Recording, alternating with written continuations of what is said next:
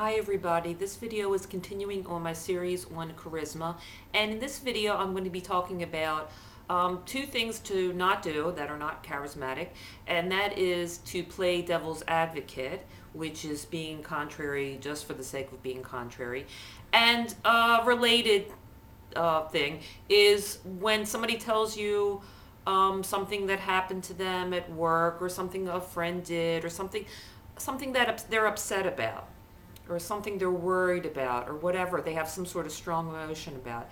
Instead of just listening and being empathetic and not giving them any advice unless they ask, you rush to defend the other person.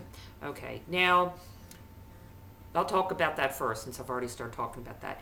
That's just like if you have somebody said, my friend and I, we got into this dispute or whatever, or my friend hurt my feelings and they said this.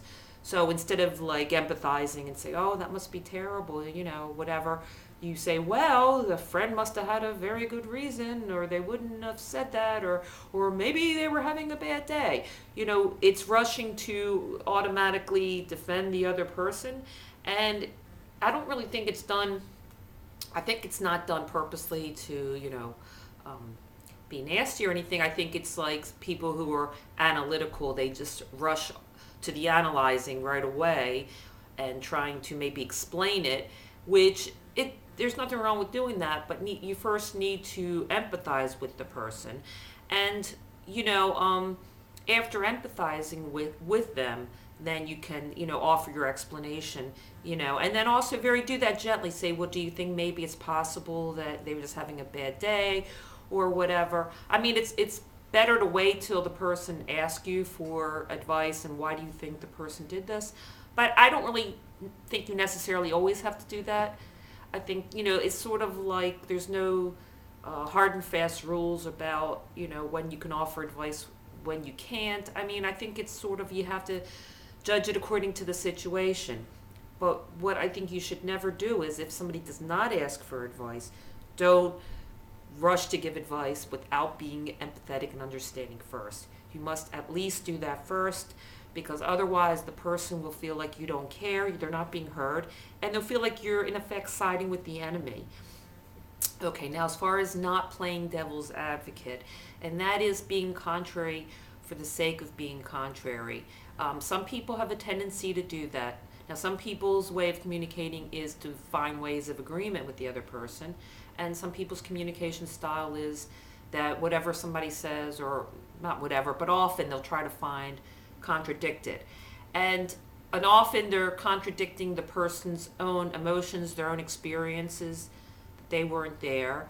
And often they will say things that they themselves don't believe, just to be contrary, which is also annoying to the person. It's like the person knows that the other person doesn't feel that way from previous conversations or just over the years.